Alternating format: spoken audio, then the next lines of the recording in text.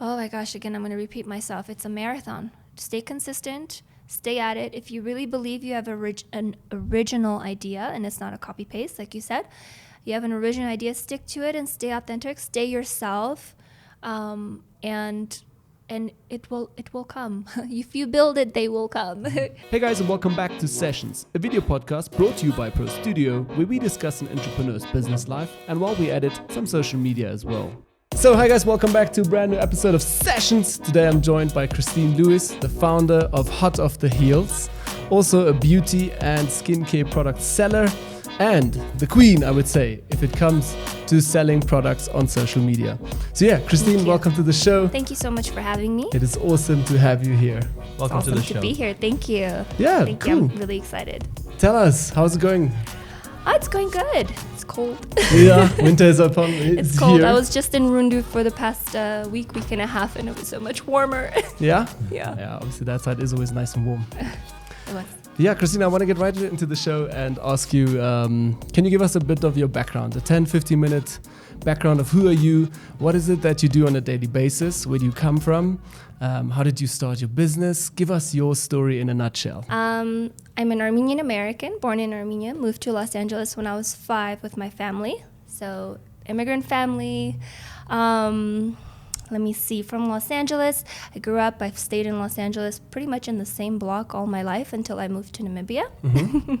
I'm actually still curious how you got from LA to Namibia. Yes, love of my life brought me here and I'm very happy. I love Namibia. I really enjoy it. When I go back home, I actually say like, okay, I'm homesick now. And my friends are like, what?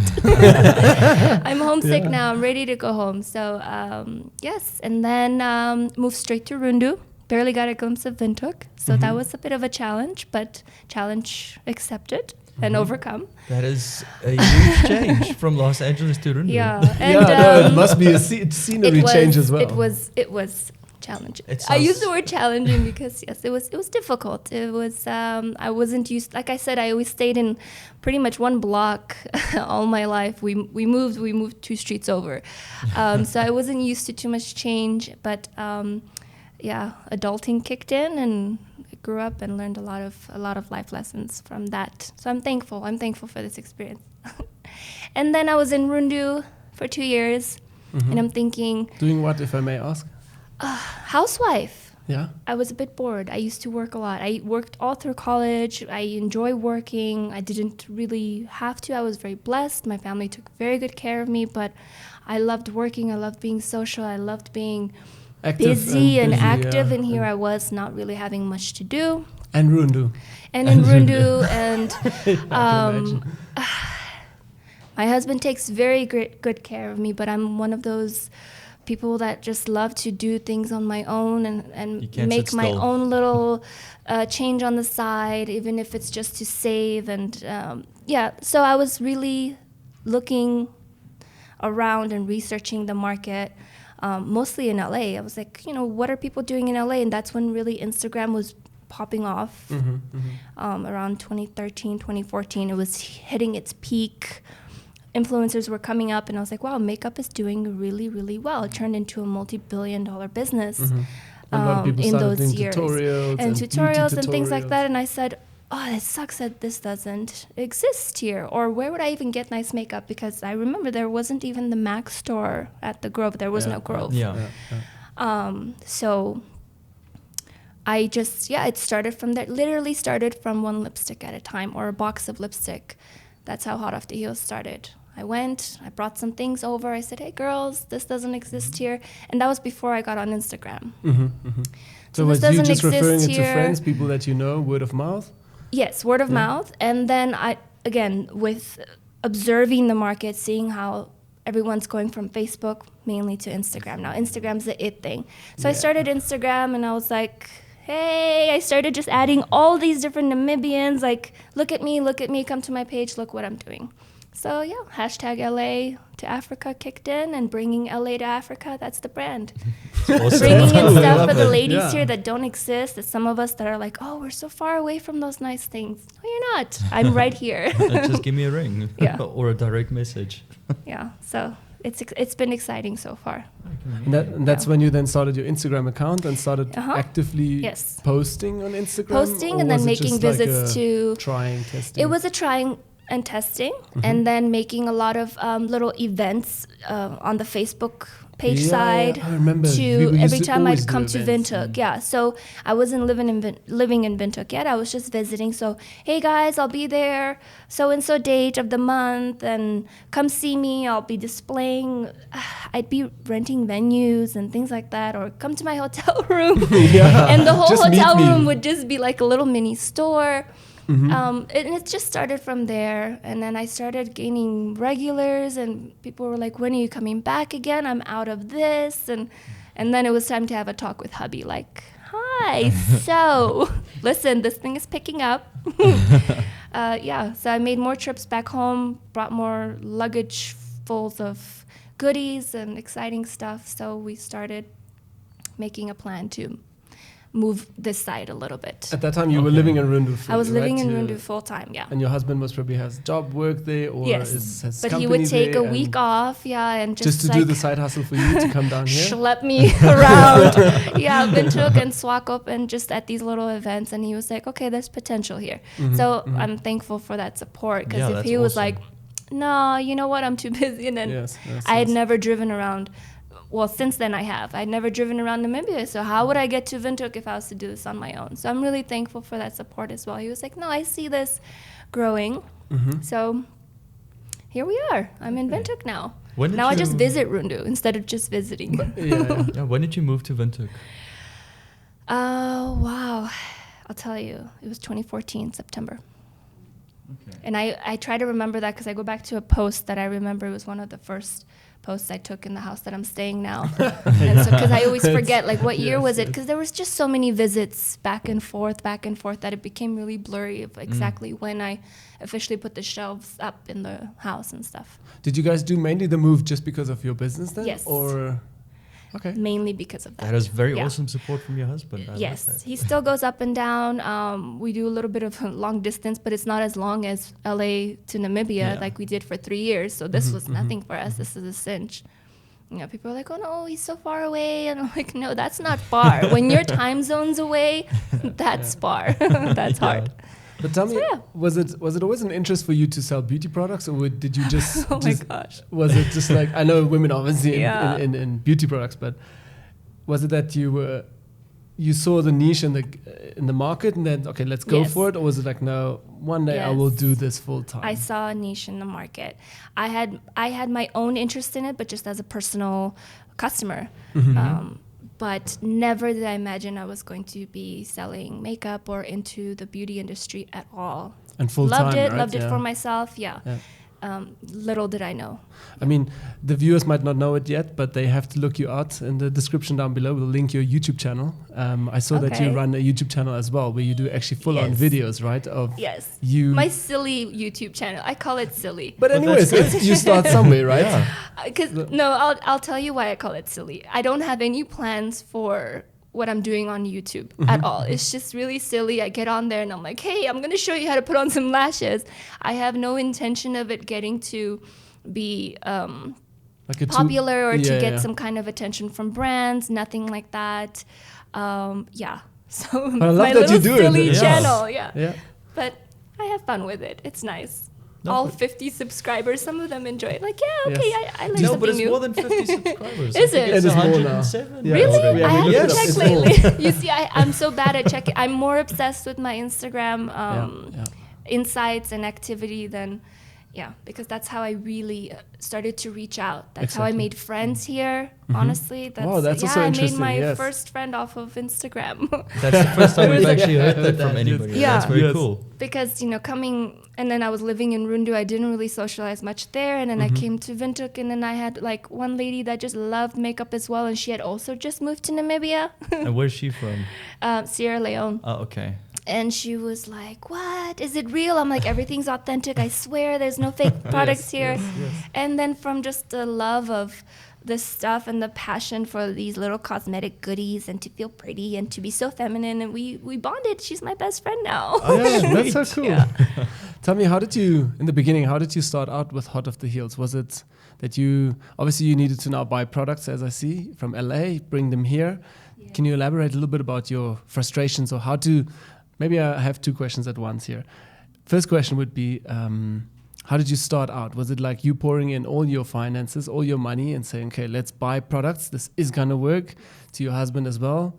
You see this is working, let's do it. Did he help you? Did you guys as a family start it? Did you get... Oh, there was so much support. I didn't go to a bank. Mm-hmm. I was lucky enough to have a very good credit standing in Los Angeles. Yeah. So I had some credit cards. Yeah. I had some money from just selling my car and moving over here and things like that, things I had liquidated. Mm-hmm. I had contributed a lot of that to buying things for the house and bringing a lot of home things as well. But a lot of it was just set aside, and then when I started, I really dug into that my own little own funds, my own funds, to start and my mom helped out a little bit. She gave me a little loan, paid her back. My husband helped out a few times when it was running low and there was cash flow was almost empty. Yes, and there were huge launches, and I was like, "This is the next big thing. I have to get this brand here. I have to get some of this stuff here." And he was like, "Here, do it."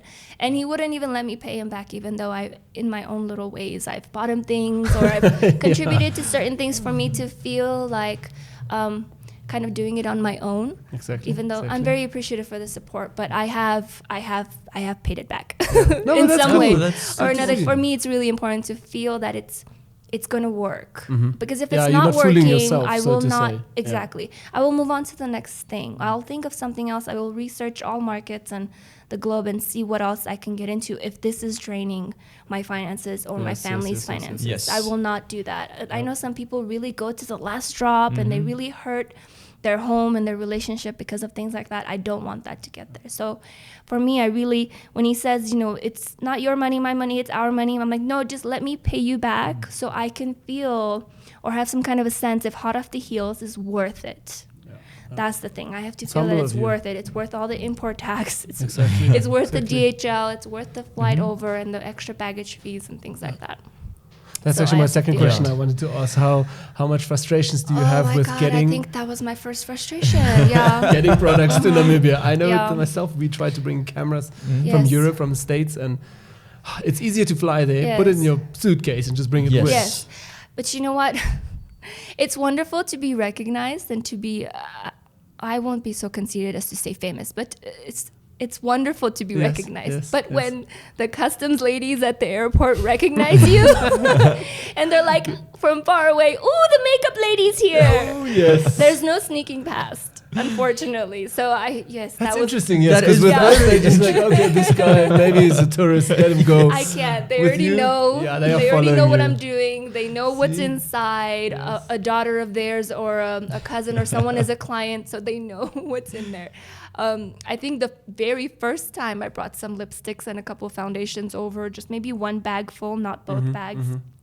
I was able to sneak past, but after that, it was just, no, we know you. So I think that was my frustration. Obstacle. Yeah, and I'm an outsider. I'm a bit of a foreigner, obviously. So I don't know a lot of the laws and things like this. So I had to learn, like, okay, what do you need from me? Okay, invoices. I'm like, I don't have invoices. They're all in my email. Okay, so I had to learn to be more prepared and to be more business-like than just a girl that's going over to LA bringing makeup, whatever, la-di-da. No, I had to learn the business aspects, which was, How about, that's a learning curve, eh? And it was a real crash course to learn all those things. May I ask, did it almost ruin you, or would you say, no, not, I just had to get my stuff, ducks in a row? Just had to get the ducks in a row. What's really hitting me hard financially is how it's coming through DHL. Yeah. And for some reason, instead of a 35-40% import tax, it's going up to 55-60 in that way, because they're meticulously looking at every item and micromanaging it. And like a skincare item, for example, I don't know exactly, I have to look more into it, because I'm just so frustrated. Some things I just put aside in a back burner. I'm like, I'll worry about it later. Let me just get the stuff out of DHL and start posting it. So some things, let's say, for example, a face cream is 50% duties, whereas a lipstick is only 40. So they meticulously go through all of that. They hold my stuff for like weeks. No, not a. I call and I bug a lot. Yeah. So maybe like 3-4 days it. instead of picking up the same day. No, I appreciate the work that they do. I understand it completely. So I'm not knocking the government and them wanting their cut. I totally get it. But it financially speaking, it's draining a lot of funds. No, it's quite a dent. Yeah. Especially coming via DHL. Yes. DHL alone, just the shipping alone is very expensive. And so marking up prices for products, taking all that into account hurts me as well, because I hate telling a customer that is this and this much for this. Yeah. You know, because you can just tell like, but why is it so expensive? And I'm like, I wish it wasn't. I really wish it wasn't, but I can't pay out of my pocket for that. It has to be contributed. Yeah. But luckily you make good sales on it in any case, and I assume the people understand that as well without having to say it. Slow and steady. I learned to order smaller quantities, just so it could be more of a flow than getting too much at once, paying a huge import tax fee, and then. And you also have an expiry date on certain products, on that, or not so things, much. But some see, I keep things very small. Yeah. Foundations really have maybe a 7 to 9 month period, but it flies by then. I really get 2 or 3 of each shade. And do you do sometimes then if you see you get to the end of the lifespan of that product, that you do like a sale or like Absolutely. a 10% off everything, put it out on social media? More than 10%. I'll do like a huge clearance sale where I'll really pull back a lot of customers that I probably lost a little bit or have strayed away because of the financial crisis and things like that. So I really get to see them again and things like that. So it's nice. It's like a little reunion. Like, hi, welcome back. And then she'll be like, I'm so happy you had a sale because I really missed this stuff. I'm like, oh, yes, I'm trying to have as many sales as possible. Yes, no, I clear it out when I feel like it's time. Do you do it purely over social media, like Facebook, Instagram, or do you also use newsletters to do that, or is it just like newsletters, mainly Instagram? And then I'll post on the, what is it, that WhatsApp stories, or what do they call it, the status? So yes, I reach a lot of people through that as well. That's interesting. Some people are like, I'm never on Instagram, but I check my WhatsApp stuff. But I'm like, okay, I think, may I ask, your clients also come mainly through WhatsApp? So they would find you on Instagram, and then WhatsApp you and say, hey, please. Yes, I saw this. I'm not always available for a voice call, so just WhatsApp me, and that's it's my little organization as well, because I go to the top and I'll search, for example, vitamins, and I'll pull up all the ladies lately that have been interested in the sugar bear vitamins, for example, and I just keep everyone organized like that. Even if we are in the DMs, I just tell them, do you mind just, hopping over to WhatsApp and just sending a little message, hi, it's so-and-so, inquiring about the vitamins. This way, I hop on there when my box arrives, and then I do little search words and tags, and then I get back to everyone like this. That's so interesting. So you would say WhatsApp is your go-to tool for business and your Instagram for marketing, so to say. It's basically a filing cabinet for me. Yeah, crazy. This is coming more and more in Namibia. I feel that WhatsApp is so powerful in Namibia, but not every business is using it yet. They're too lazy to employ someone who's taking care of the service side there, to communication. And WhatsApp management. Yes. And you're the one-man show who has to do it. Yeah. But this is your number one tool, right? Without this, you would be lost. I'll need it, yes. Yeah. Absolutely. It's very interesting. Tell me, how did you get to the name of Hott of the Heels? Was that just like, okay, pretty girls, pretty ladies, something? It needs to be something with... No.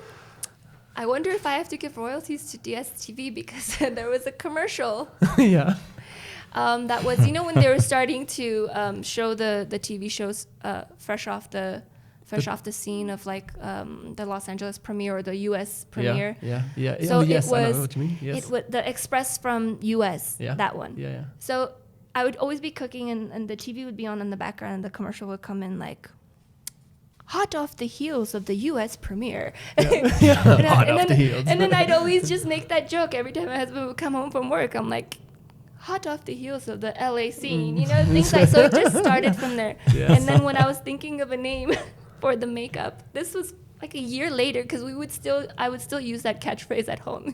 Hot off the heels of, like fresh from the US. Hi, it's me. I think friends would also pick it up, and then you get to, I don't know. I didn't have any friends then. Oh, yes, Don't okay. make me cry. But your husband might. Your husband might have said that. I'm just kidding. But and when I was thinking of a business, I was like, okay, these things are coming fresh off of launches from the LA launch or New York launch or whatever it is, fresh from the US. And I was playing with, fresh off the boat or fresh off the... I know there's just fresh off the books from Will Smith back in the day. Yeah. So, and I was playing with that and I was like, hot off the heels, but I didn't want to keep it. I wanted to give it a little extra flair. I added an extra T. Yeah. So why not? Someone searched for me online. I'm like, you have to put 2 T's. Sorry. Yeah. So hot off the heels, and then I reached out to a logo company to make me a little logo, and they decided to go with the shoe, and it confused people for a little bit in the beginning. Are you selling shoes? No, it's just hot off the heels. Yes, the heels. Yeah. It's a play on words. Yeah, so that's how it started. That's how Hot Off the Heels started. Thank you, DSTV. Please don't sue me for copyright. Tell me that you're saying you obviously active following what's trending in the States, and then you are, like you said earlier, you elaborated quickly before the sessions that you start 9 o'clock at night with work, and then most things. Yes. Yeah. Tell me a bit more about that. About your hustle. Morning. Yeah. Oh my gosh. So my daily hustle, or how I start work. Well. Maybe your daily hustle and then how you actually do it. I'm not asking for a secret, for your secrets but like a general day. How do you from getting up to what is it that you do? Yeah, I was saying I get so sleep shamed because I do get up quite late. I was trying to wake up every morning between 7 to 8, but I sleep very late. I'll get into why, because I'm working late into the night. Especially when I'm preparing a package to be shipped over. For some reason, I go to bed like 2, 3 o'clock because I'm still waiting for confirmation and tracking numbers and things like that. I won't rest. I'll be in bed like, okay, did it ship out yet today? Did it do this? I'm very OCD with some things, which helps in business. Don't to worry, be very organized and obsessive. I have the same too. Yes. So my morning will start off around 8, 9, or 10. Just depends again what time I slept. Some days I get in a little early. I take a little break at night, but 8, 9, or 10 latest. I feel so like guilty, I'm like, wow, the whole world has started their day. Your business is different into ours. That's if it requires you to do it. But so I'll average 9 o'clock. I'll wake up, coffee, breakfast routine, and then I get into my glam cave, as some of my clients have named it themselves, the glam cave. I get into my glam cave, which is the room where I have all the makeup and my own makeup and my little vanity area. Do the makeup and get ready for a post or a selfie for the day. I used to post every single day. I've been lagging, personal family reasons. Quickly in that regard, do you believe daily posting is better than just posting twice a week or 3 days? Absolutely. I even research what times my audience is mainly on Instagram. And for me, for my page, it's mainly been, noon to 1 o'clock, 3 to 4, and then somewhere between 6 to 9. Yeah. Either 6 or 9. I have to hit either one of those, but I think 4 posts a day is a bit too much. And even that 3 is a lot, but it's great if there's different content, not just selfies. Yes. But I definitely try to get in my lunchtime. So I try to. Lately, I have been lagging, but I'm trying to live by this little rule and strategy that I've given myself. Around lunchtime, people go on lunch, they turn on their phone, they want a little break, so they go on their social media just to turn off their minds from work. Try to get in my lunchtime selfie. Somewhere in the middle of the afternoon, I try to, around the 3 o'clock point, post a product, especially a product I've used on that selfie just now. And then somewhere in the evening, maybe, one of the 50 shots that I took that I'm crushing, I'm like, okay, that one looked nice also. Somewhere in the evening, either 6 or 9 o'clock, I will throw in another selfie out there like, hey, did you like today's look, kind of thing. And it was this and this product posted in the previous post. Yeah, I try. That was my model. Yeah. So at least 3 posts, right? Yeah. A day. 3. It's crazy. At the least 2. Yeah. But if optimally 3. Yeah, that's very good to be that active. Yeah, because you really reach different people throughout that. Yeah, exactly. You reach the after work. You reach the 9 o'clock. I'm in bed. I'm bored. I'm gonna look through Instagram, and then you reach the late night owls. Well, maybe from 9 o'clock onwards. After 9, no. With 9, it's like the late night. I think. Yeah, going on Instagram before going to bed and doing the bedtime routine. Okay. So then it's the lunchtime on a break, after work people, and then the evening. I wonder what's going on Instagram. So I try to reach, they're not always the same people. They're not always the same clients or the same audience. I call them clients. Yeah. So. Okay. And then go back to your story, your daily routine. So I'll get the makeup on, I'll get the selfies in. I try to get them all in at once. So you do all the content in the morning then? You start shooting content for an hour? Between 11 to lunchtime. All the content will be ready. All the videos I've posted have been around that time as well. Just I feel the most freshest. Is that a word? Freshest. Do you also set time apart? Yeah, that's right. Yeah, in the makeup you have to be looking fresh. Energy-wise and everything, I feel the freshest. Yeah. Do you also then set time purely just to create content? Like, so no admin work, no emails, no WhatsApping. I'm just like focused for 2 hours now to focus on my content. Yes, I try not to post anything after 7 or 8, except for that 9 o'clock selfie. That's an exception, but I really try not to do any stories or things like that, because when I tell someone that's messaging me after 7 or 8 that I'm sorry, I'll get back to you in the morning, I don't want it to seem like, but she's posting, so she's still on her phone. I don't want to seem duplicitous in that way. That's very interesting, actually. Yeah, I want to always stay authentic and truthful and honest, and that's a really big thing for me as well. I'll get into that, how that really means a lot to me, why I don't want to reach out to too many brands or to be sponsored at all, because I don't want to give loyalty to any particular brand unless I really believe in their product. Yes. I don't want to sell something to people that it's not all that, because I put a lot of research into the things I bring. I invest my own money to bring it in. Yes, and you stand actually with your name also behind it then, right?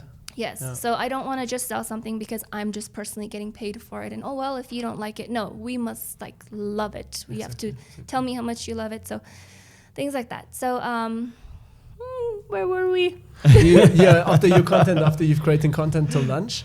And then so then my day gets a lot more hectic and busy after that for some reason, because my husband might pop in for lunch, or someone pops in for coffee or lunch, or clients start to come in actually around lunchtime if they run away from work for half an hour, or the late afternoon ladies will come in. I'll have no time. I'll be recording and I have to pause and see someone else in. So it's my freshest and it's my most available time gap between 10 a.m. to 1.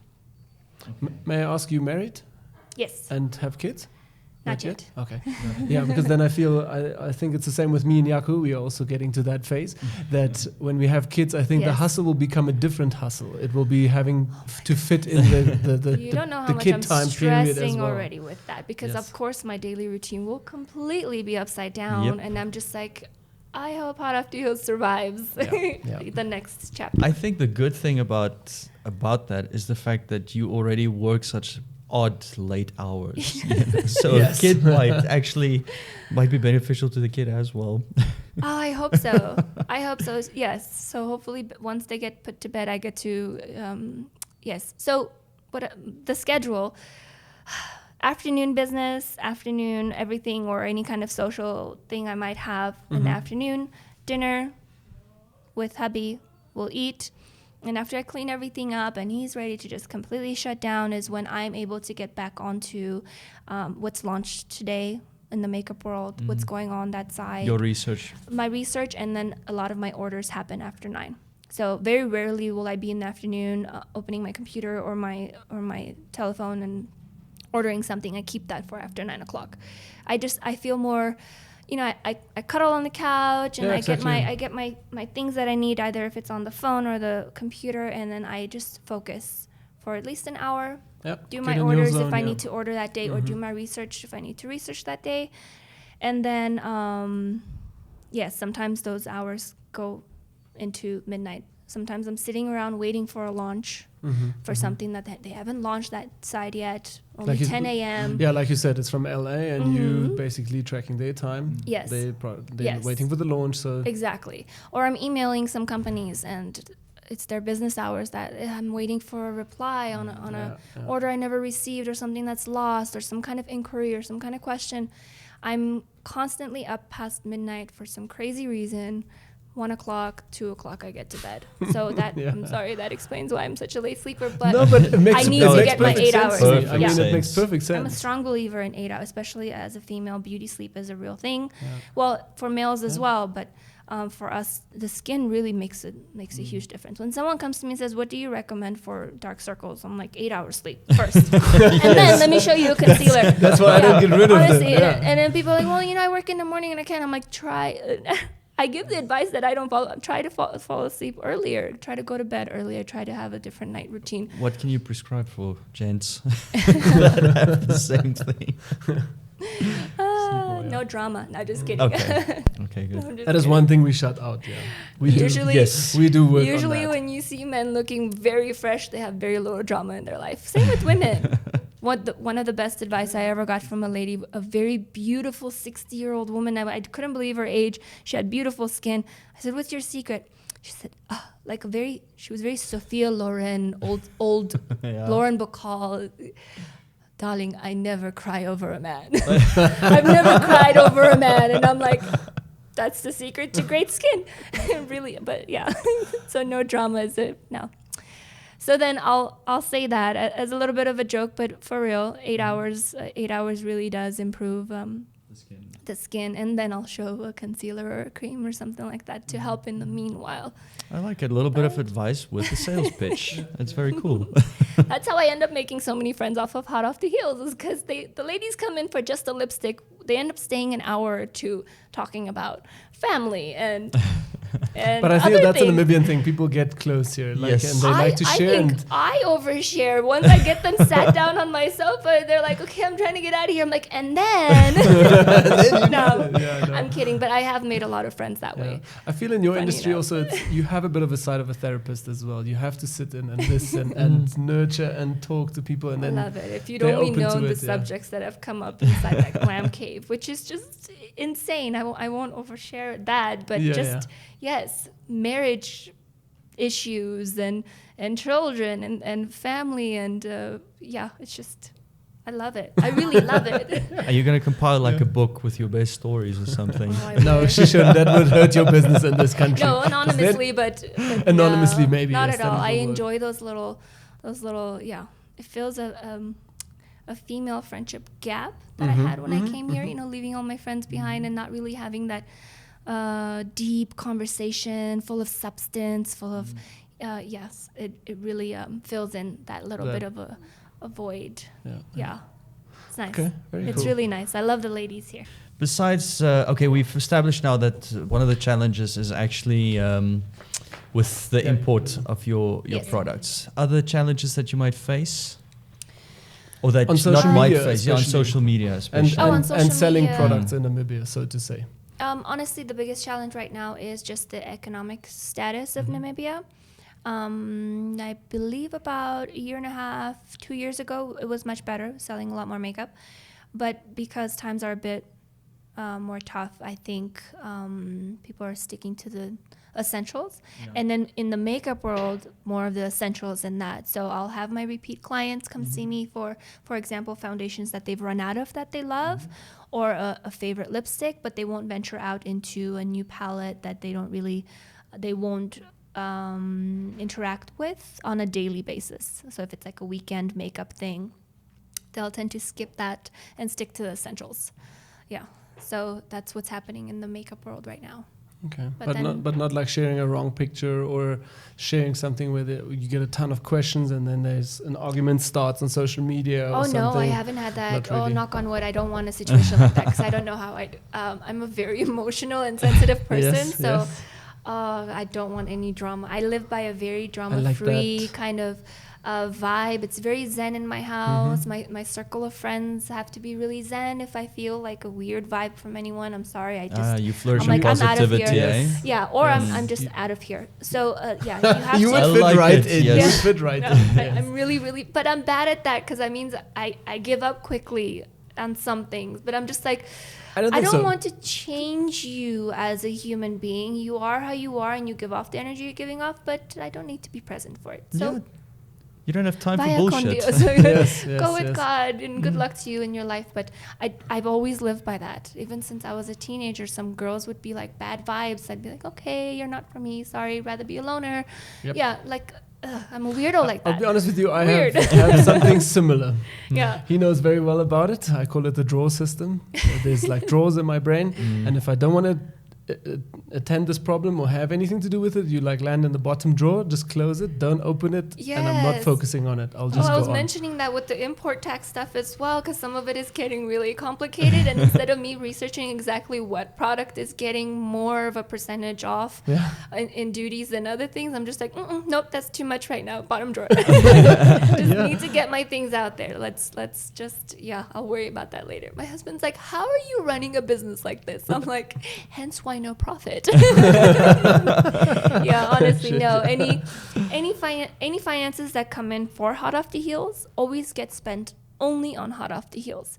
So I don't, like I said, I'm very blessed that I'm being supported by my husband in as far as having a roof over my head and food in my belly. But the business just has to be able to run itself.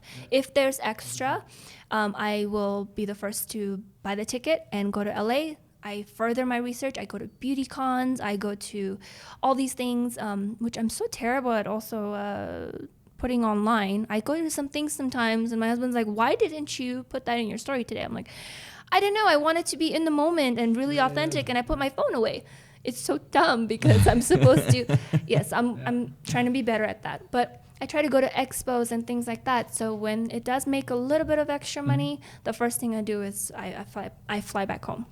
It's great to see because it ties in with our next question here of what do you actually do with, or what did you do with your first pay that you ever received from Hott Off the Heels? That's the only thing that I would do, the plane ticket. As far as, having somewhere to stay there, I don't pay for accommodations. Again, very lucky. There's so much family and friends out there. And so, basically food and plane ticket. It's great to see. It's not that you bought your first car and then bought another couch, another house and stuff. No, so you basically reinvested back in your business and tried to make it a bigger thing. Absolutely. Yeah. And I don't know why I actually tell some clients that information, only because I'm very transparent. I'm very open about what I'm doing. I'm not duping anyone for their money when I'm charging like $1,500 for a makeup palette. It's because it's expensive. I'm not pocketing that at all.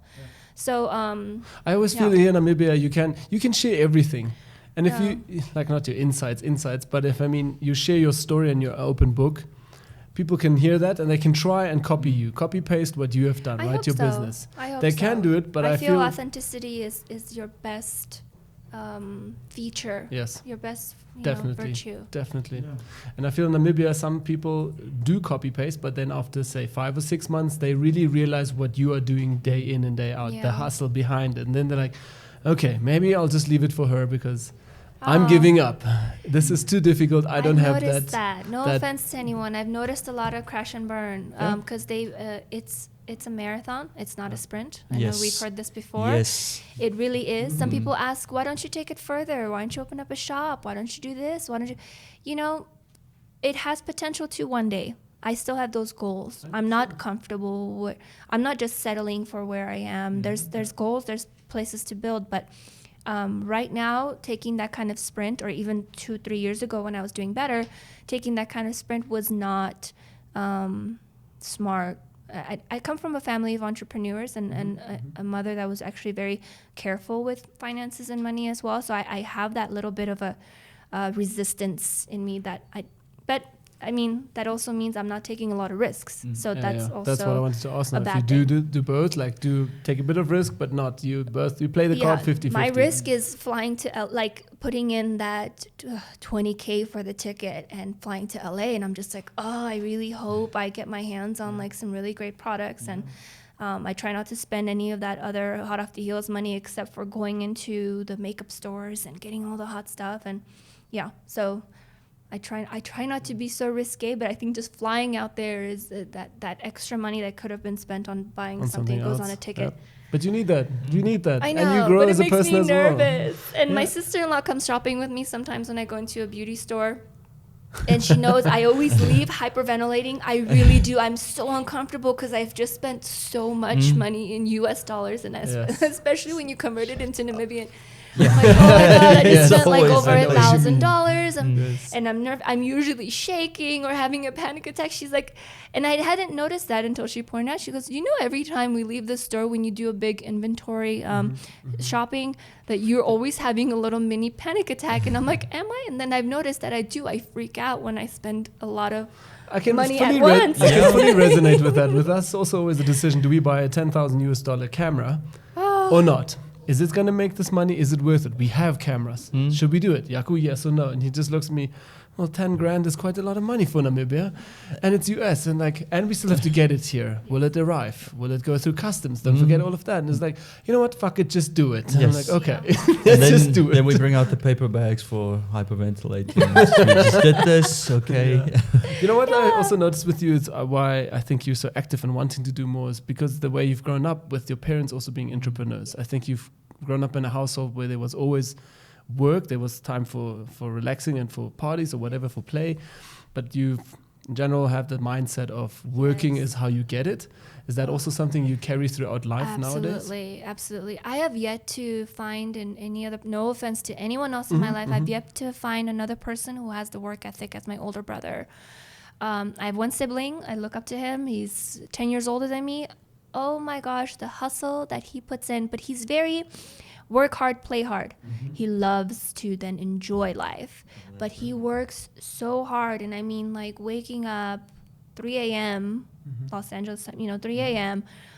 and getting ready to go start the day and open his business. He could hire an assistant to go and open, a lazy me that likes to sleep in. I would just be like, just have someone open for you. He's like, yeah, but when you're not on top of your business, you are not in full control of what happens, and it's your responsibility. If it fails, it's your fault. Jeez. So I grew up in that environment, and he works hard. Yeah, he will be there. So I haven't seen that in anyone yet. Like my husband's great, works really hard as well, but like to put in that kind of energy, I haven't seen that. So to be raised in that kind of home was very inspirational. No, you've got a solid foundation. Like I was saying in Rundu, I always felt like I wasn't doing anything to be productive with life and with finances and things like this, because I grew up in a house where everyone was, on top of their game. And here I was sitting and just, no offense to housekeeper, housemakers, homemakers and housewives. You guys are awesome. I know that it is still work, but I always want to do more, and I always feel like I'm not doing enough. Like a little bit of this guilt, I know exactly what you feel. Okay, so what else are you doing? The side hustle. Until the kids kick in. I'm sure when there's children, there's a lot more work involved. Yeah, that will be changing things again. Yeah, then you have to change things up to compromise and fit in everywhere with all the schedule. I actually wanted to say we should do a special sessions where we do like a Skype session or a FaceTime session with your brother. Please, yes. I think definitely, we can have right? If the time zones will allow, that would be it's fine. We'll sit here at 3 a.m. We don't care. Yeah, let's do this. Even FaceTiming with him is difficult because it's like you get 5 minutes in and he's already like everywhere. I'm like, can you sit still for 1 second? I'm trying to tell you something. He's like, what is it? Hurry up. Come on, tell me. Tell me what, when it comes to social media again, what is your go-to, say from 1 to 5, what is your go-to platform that you use in your daily business and that you think also works in Namibia? Like, is it, like 1 being the best, 5 being, social working media not platforms? so, social media platforms, like Facebook, Instagram. I know Twitter is coming strong. I know you use WhatsApp quite strongly. Yes. I'm not on Twitter at all. I don't know why. I can't explain why. I just feel like the makeup world is so much more visual and Twitter is a lot more verbal. And I get it. But a lot of influencers do use Twitter for beauty as well, and they post photos. But I mean, Instagram has been working really great for me. So Instagram number 1, WhatsApp number 2, and the WhatsApp status or stories, whatever they call that. That's number 2, works really well for me for those that are not on social media as much, or a little bit of the older crowd, which I love my older ladies. I love them very much, but they're annoyed by Instagram. Yeah, they are king in WhatsApp. Like they're clinging to the WhatsApp stories. Let's call it stories. And then number 3 would be Facebook. I still reach a lot of people that are not on Instagram at all that I reach on Facebook. So I try to make sure I'm syncing all of my posts from Instagram. I press that little button to make sure it goes onto my Facebook page so that they don't miss anything. But as far as going into Facebook separately, I'm almost never on there. I'm bad about that. Snapchat was really cool at a point, but then it dropped after that whole... completely lost attention once Instagram. Yeah, thank you, Kylie. I mean, what did you do to that poor platform? So, but Snapchat was doing really, really well for me until, for a lot of people until it dropped. I think it's trying to make its way through a little bit, but it's not there anymore. So I'd make sure that whatever it was I was posting on Instagram stories, I always click that little save button, and then I would copy that into the WhatsApp story and Snapchat. So I'd be able to just reach everyone across the board. But Snapchat has been taking a backseat. Haven't used it much lately. And there's no number 5. Sorry, that's all I stick to. Mostly. No, that's good. I actually have a question in terms of Pay Today. Do you make use of Pay Today, the app in Namibia? I do, but for personal reasons. Not for business at all?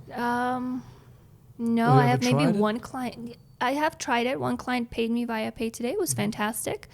I love the concept. I wish we would use it more often. It's just, believe it or not, 90% of my clients are with FNB. I don't know if this is a commercial for you guys, or that's just a thing that I've been noticing at home. I've just been noticing a lot of e-wallet usage, pay to sell. Yes. So a lot of the EFTs or things like that are coming from FNB. Okay. But yourself, on a personal capacity, you do use Pay Today, yeah? Yes. Yeah. So I'll buy my electricity and do you think it's convenient to have? So convenient. So convenient. Even the one client that paid me via Pay Today, I was like, oh, this is awesome. It just blinked onto my phone, went straight into the account. It was so seamless. But I should ask more clients more often, are you on Pay Today? It'd be awesome, like if you just pay with that instead of cash. So I see definitely you have an interest for if it... I have an interest for all things tech and all things convenience and ease and fast, everything. Yes, please. I love all things tech. Yes, 100%. Your thought on e-commerce. I mean, you make your sales actually through social media, but you don't have an e-commerce shop. No, not yet. I don't know if it's there yet here in Namibia to go onto an online store, right? And because I carry such small quantities, I would really need to be on there on that website 6 or 7 times a day to say that something got sold out, because fast. Yes. How do you do it currently? Like they would come to store, you would meet up somewhere, they would come by the house. They come to my place, yeah. And you call Everyone it comes to my your place. glam. My glam cave. Your glam cave. Yes. I want to see the glam cave. Yes, I will go back home. I'll do a little story and I'll tag you guys in it. Sweet. Of just cool. the cave. Thanks. And That's I'll clean awesome. up a little bit. It's a bit of a mess, but yeah. Smart. It's You're my working little there. glam cave. My first time customers are always the cutest because they come in and you're just walking through a regular flat, someone's home. But then when they walk in, like they don't imagine. I don't post the room a lot. So when they walk in, they're like, oh, okay, I see what you're doing here. All right. So I love that first reaction. It's always the cutest. Yeah. That's pretty sweet. Tell me, in regards to social media, once again, do you comment or do you interact with comments a lot? And do you feel that comments could be a potential sale once someone comes in and just asks what's with this or that? So definitely you do interact with your comments. Definitely. It's not like that as you've much gotten as a million. I can, yeah. You know how I have the rule about not really getting back to messages after a certain time, but comments I will. Just to keep the person more engaged until we get on WhatsApp or more stable communication rather than comments. But yes, even if it's like 10 o'clock at night, I'll get back to a comment. But if they continue, I'll be like, hey, let's WhatsApp tomorrow morning or whatever. Let's But you feel it's important, later. right? That type of customer service on the digital platform, like give feedback, because it's then otherwise you have almost a lead, but then yes, you can definitely.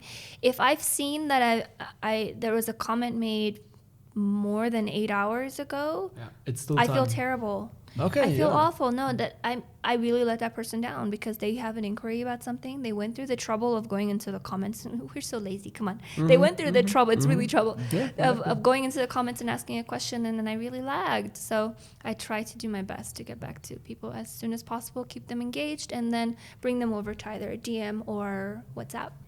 it's very interesting. I think you're the second person to actually tell us this, that you should honor anybody who comments on your post, because the people actually do make the time to actually come to your product. And so what I feel in Namibia is not utilized. People, we all get someone to, like we here at Pro Studio as a social media agency, we get paid to do content. So we tell our clients, yes, we do content, but we have to work on the comment section as well. We have to interact on direct messages. They're like, no, that's not so important. We have to just post. I'm like, no. No, but how do you create a relationship? Exactly. So and for how me, do it's about creating relationships. And converting it into a sale later, because that person has a question. Let's answer it. So let's take care of that. Absolutely. Even if it doesn't turn into a sale, I am completely comfortable consulting or helping someone find something that's not even in my shop. Yeah. And they will most probably be likely to come back again and shop with maybe you. One day, yes. If they liked my advice, if they liked wherever I sent them, then the next time they have a question, they know it's going to be authentic. If it's going to be my thing that I'm going to sell them or tell them to go to So you do referrals? Edgar's. I do a lot. See, that's very cool. I'm not greedy and I'm not selfish at all. That's it's not about the bottom line for me. That's a very good mindset to have. A lot of Namibians need to learn that. We're all like this bumping heads. It's about relationship with people. That's what I really strongly believe in. Believe it or not, some of my clients think I'm crazy because I stop them from buying certain things that I really don't feel that they need, where I could be making that money that day and meet a certain quota. I don't have quotas, but I could be okay, I made more money today. I won't let them. I'll be like, you don't need that. But why don't you want to sell it to me? I'm like, you can. I'm not stopping you from taking it. I don't believe you really need it. Why?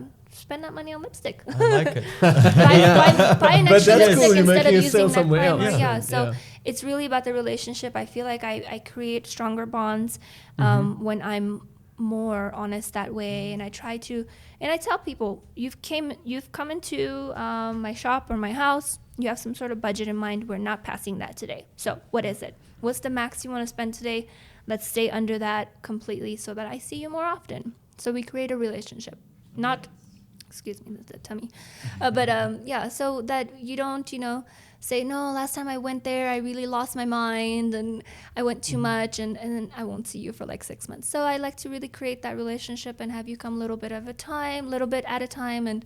And we have this experience together. I really call it an experience. It's nice. You see, that's awesome. I think it's about money, of course, but the fact is there's more passion involved with it. And absolutely. And you stand behind this brand, so the brand is not the fake. It's my pride and joy. It's my little pride and joy. I come from a very strong customer service background as well. Almost every job I had in LA had to do with customer service, and so I really feel strongly about that. When I go somewhere here, which Namibia is almost trying to get there, but customer service isn't there, I really crave that, and I get so disappointed because I know it doesn't take much out of you to give good customer service. It doesn't. It really doesn't. No, it doesn't. And it helps. It improves the business. Also, don't take a job that you're not comfortable speaking to people or seeing a customer. Don't take that. Go take like a more office-y kind of background thing where you don't interact with people. But if you're a cashier or you work in a store, you're somewhere like that, get your mind ready when you clock in that you're going to be speaking to people. Smile and be nice. And that is a big, it doesn't big take. thing. So I get really disappointed because I know personally that it doesn't take much. It actually makes your day to make other people smile as well. Makes you happy to make other 100%. People happy, and it's reciprocated. So tell me, actually, in regards to that, to your whole business, what's the biggest lesson that you've learned, actually? To take deposits. I've gotten stuck with a lot of stuff of people special ordering things and then disappearing on me. I think that's the biggest lesson I've learned. Yeah. And I hate having to ask for a deposit because, again, it's about the relationship, and I don't want anyone to ever doubt that I don't trust or that I'm not committed to them like they're trying to commit to me. But I have been stuck with a lot of really expensive stuff that have been special ordered, and then I can't seem to get my hands on those people. Not hands, but I can't get a hold of them. Yeah. So that's one of because those are financial losses. Yeah, 100%. Honestly, an $80 face cream, an $80 face cream is like over 1,000 Namibian bucks, and that makes a difference. It's a lot of money. 100%. Yeah. And I'm stuck with a lot of things like that, not just one. So that's a financial lesson I learned. May I ask on Or do you want to ask No. I want to ask this actually. We jumped a few, but it's fine. Yeah, no, because the time is so running. No, but she's also answered most of them in any case. You stay up late to do your online research and so on. But is there anyone you're actively following at the moment? Any influencer, any other social media page, like Instagram account, where you'd say this beauty lady is exactly in the same niche as me, but what she's doing is just a little edge that I don't have. So, like that. Most of the influencers I follow back home are not selling. Like they're not exactly doing what I'm doing, and a lot of them are sponsored. So I'm losing a lot of trust in influencers. I know I've said this in another interview because I really believe it, and I feel bad to say it, but I'm losing a lot of trust in influencers because I feel like they are getting paid millions of US dollars. I read this book, #influencer, and I know how much money they're making. They're making so much money, and so when you know that, you kind of, and they say, oh my God, this is like the best palette ever. Are you doing that because you're making like 400 grand off of that one sentence you just said? US 400 grand? Or is it really a really good palette? So so it's one of those things where I'll even order it and I'll test it myself, or I'll use it on myself, and I'm just like, oh, this is a disappointment. I'll never sell this. So I take it as a little bit of a loss, and I'm just like, okay, try it and test it, but I won't recommend it now to someone else because it's like a disappointment. So I'm starting to lose a little bit of a trust in influencers because I feel like the business has reached its ultimate climax peak of how much money these things can make. And so, yes, they were more trustworthy about 4 years ago, when everyone was just kind of starting out on that side. Yeah, and this whole social media thing, but now it's really difficult. So I follow things like shops, like Sephora when they're doing a launch, or Fenty Beauty by Rihanna. And so I'll find out when something is launching. I follow more of those kind of things to see, okay, what's happening now? What's hot that side? What's hot off the heels of the US premiere? So I follow more of the products now than I do the influencers and the advice, unfortunately. Because they're a bit of a sellout, or the sellouts? A little bit, yeah.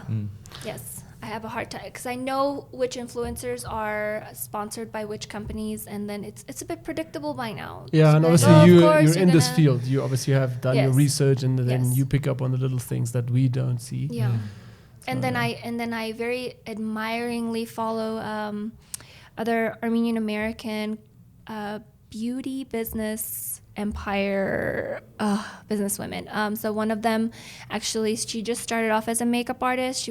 She used to do a lot of bridal makeup artistry and things like that.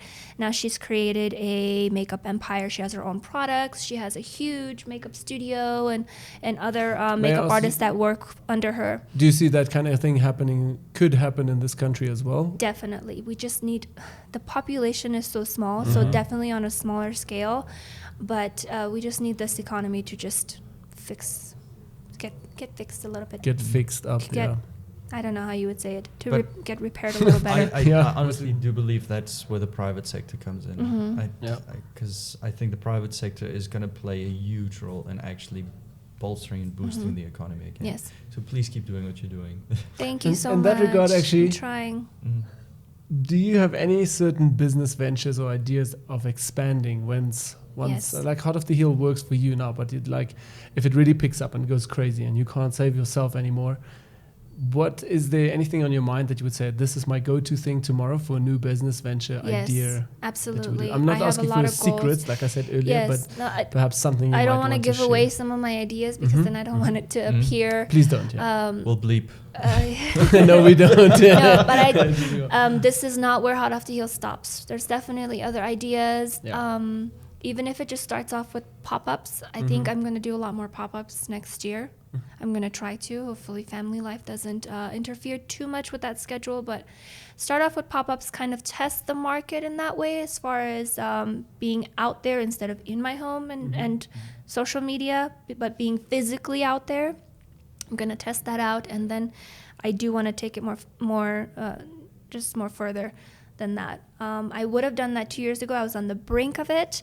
I chickened out again because just the financial, I didn't want to go into any debt. So my whole thing is I don't want to have debt for this business. As well. Yes, the money comes in, goes back into it.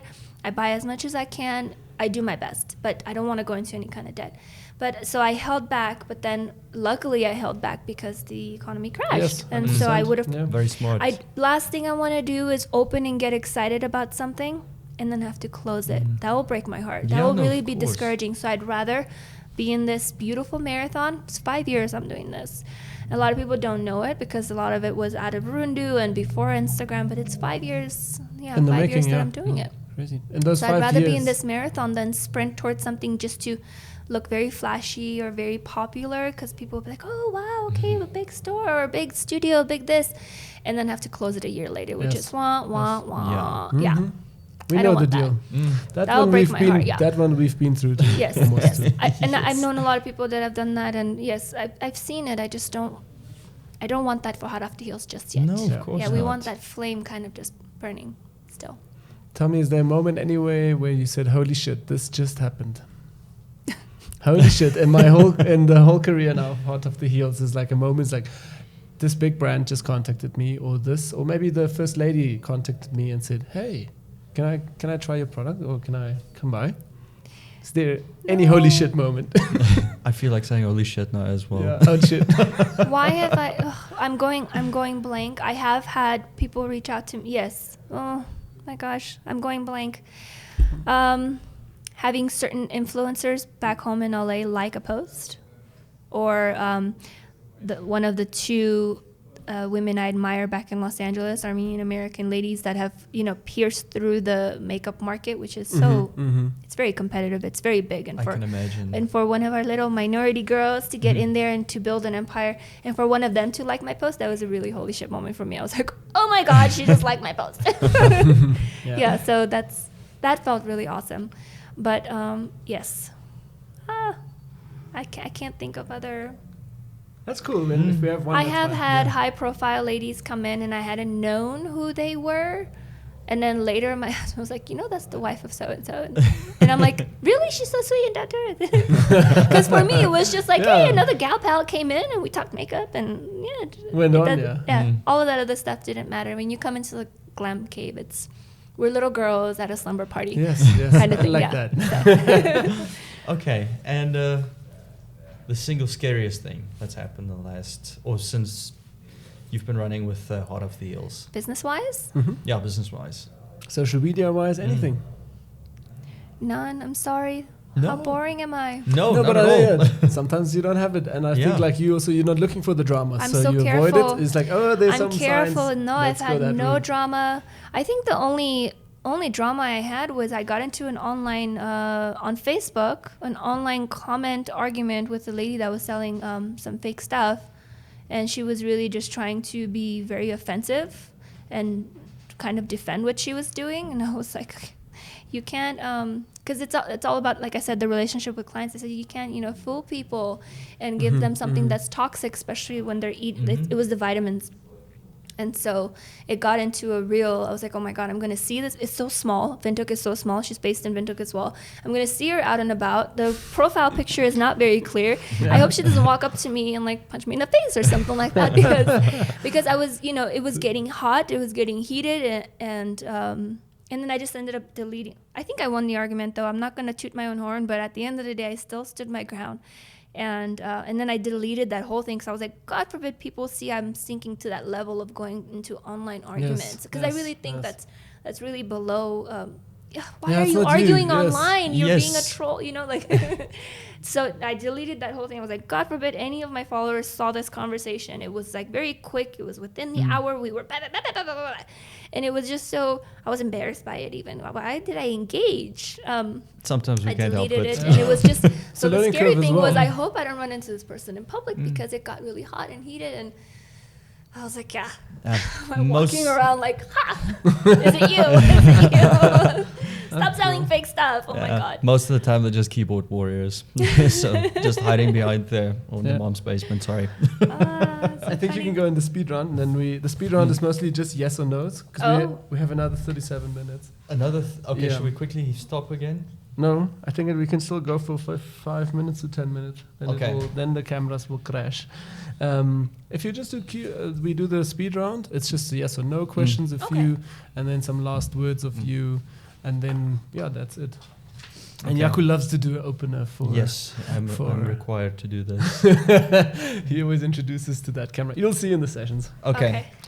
Cool stuff. Hot off the heels of the interview questions, we are going to go into speed round now. This is where we ask as many questions as humanly possible, and our guest, needs to answer them as quickly as humanly possible. So let's get right into it. Yes. And what are you consuming on YouTube right now?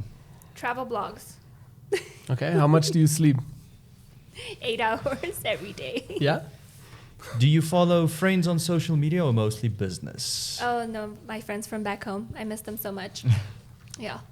Are you into Instagram stories, watching on a personal capacity? Yes. I find myself sunken in there because one starts after another, and I'm just like, how did I get through 15 stories? 15 people, yeah. And business-wise, also doing Instagram stories? Yes, I love posting stories, actually more than posting posts. It's fun. It's in the moment. It's authentic. Cool. How much time do you spend on Instagram direct messaging? Oh, not very long. A few minutes a day. Sports? Mostly WhatsApp. Do you do sports or like keep active, gym? I used to gym every day. I've been lagging on that as well. What motto do you live by? No what ifs. No what ifs. Yes, I've lived by that since I was a kid. I like that. No what ifs. It's almost like a bit of a Yoda thing. Yeah. Do or do not. There is no try. Sorry, it's a geek moment. What is I get it. what is your average working hours per day? Or night with you as well. It goes through the night. Between 2 to 8, depending on packages getting ready to be sent out. 2 to 6 to be more accurate. Between 2 to 6 hours a day. Okay, now would you rank your social media platforms from 1 to 5? Instagram first, second WhatsApp stories, third would be Facebook, fourth would be Snapchat, and I'm not on Twitter. So Instagram's number 1. If you could ask us anything, what would it be? Maybe something about Pro Studio, walking in here, seeing stuff, or... You guys want to take me as a client? Hell yes. Yes. I see us doing great things. Awesome. Cool. Your favorite app that you're using. Is there anyone like a favorite app? Anything. WhatsApp. Personal. Anything. Something that's on your phone that's you're obsessed with and you're constantly going back to it to test it, to check it out. I just can't share that because I'm not publicly sharing it yet. Okay. Yeah. Okay, that's cool. But I'm But there is something. obsessively on it every day. I wake up and I'm like, This is very intriguing. That is interesting. Do you make use of Lefa? I haven't yet. Mm-hmm. I haven't. I'm waiting for it to be a little bit more used. Mm-hmm. I'm scared. I don't know. No, we actually had the guy in here for sessions. Okay. And what a gentleman. Yeah. Go have a look on the channel then. Yeah. Awesome. Check out sessions with Lefa. Yeah. Okay. Awesome. It's a very yes. interesting tool. Yeah, he also I has want to. I really, really want to because I love Uber back home and Lyft. Yeah. I think if you see a story, you'll immediately jump on it. Okay. It's a very interesting story. So I won't get lost somewhere. No, And, No. He's a super no legit offense, guy. it's Yeah. just- Melkis is his name. Yeah. He's super legit. And Yeah. I'm Awesome. fully for Lefa. It's a cool Awesome. movement that he's doing. Yeah. So My husband actually told me about it, and for him being so cautious, he was telling me to try it out sometime, and I'm just like, okay, maybe one day. Yeah. No, definitely give it a go. Is there anybody you would suggest for sessions for this podcast? Oh my gosh. Oh my gosh, I follow so many great Namibian Instagrammers. anyway, but you can still DM us after the session as well if you don't have Okay, one great. specifically right Please, now. yes. I'm so sorry, girls and gentlemen. But if you have I many, promise, I Look, if you follow have you. many, I love it's you. actually You're good. not popping into my mind right now. it's actually good if you have many. Then we have a few more sessions to roll. Yes. Yes, no, definitely. I love networking with some of our fellow Instagrammers. They're awesome peeps. Yeah, and then finally you still get to ask the question of the day for our users, for watchers. Oh my goodness. I love the dramatic reactions. My whole thing was don't get stumped by any question. Like, I hope I don't get stuck on it. That's why I was trying to review. I was like, okay, don't get stuck on anything. what would you like to see? Honestly, it's one of my biggest questions I try to put out there. It's even my latest YouTube video of, I want to cater to what you would like to see. Not just me sit here and be like, it's all about me, it's the Kristine show, I'm going to put it out there whether you like it or not. No, I want to really accommodate to what's wanted, what kind of content is craved, instead of just shoved down your throat. I feel like a lot of content from social media is really just shoved down your throat and sponsored, and there's a lot of money involved. That's not in my case. So in my case, it's more about customer satisfaction or client relationships. So I want to, satisfy like your craving. What do you want to see? That's my big question. And I don't get a lot of responses for that, honestly. My biggest one was, do more lash tutorials. And I did that at the same time of asking, what more do you want to see? Because I really want to accommodate to that. I want to accommodate to the relationship and really have it grow. I think our audience can give us an answer in the comments down below. Yes. I hope so. Let's see. I really, really hope so. Bring it, like anything, even if it's, do more personal stuff. What do you do on a daily? Get more into your personal life, which I don't, but I'm trying. I had a couple of people ask me like, yeah, we want to see a little bit more. What do you do in Rundu? So this last weekend I was there. I posted stories of my brother-in-law's big 50th birthday bash. So I did a little bit of personal family stuff. So that was like the first time I did that in Rundu. And I gave a little tour of Rundu. Hey, this is this in road. This is that road. This is a really nice lodge. And you see your followers. People are like, what are you doing out there? I was like, I'm not That's doing interesting. much. Yeah, and finally, I would like to ask you, is there any last words, any last advice you would give our viewers for being an entrepreneur and doing this on a full-time basis? Stay consistent and stay authentic. At the end of the day, yes, it might not seem like you're turning heads overnight, but oh my gosh, again, I'm going to repeat myself. It's a marathon. Stay consistent, stay at it. If you really believe you have an original idea, and it's not a copy paste, like you said, you have an original idea, stick to it and stay authentic, stay yourself, and it will come. If you build it, they will come. I've always loved that. So just stay consistent and stay true. People really appreciate that at the end of the day. They get excited. People get excited. Human beings get excited by flashy lights and the glitter at first, but then they really appreciate and stick with people that are consistently who they are and are authentic and are true, and it's more of a pleasure that way. Yeah. So don't worry about being flashy in the beginning. Be more consistent. Very cool. That's very awesome advice. That is very cool advice. Yeah. I'm speechless. I think this is also the episode ending. Thank you so much for coming. Thank you so much for sharing your story with us.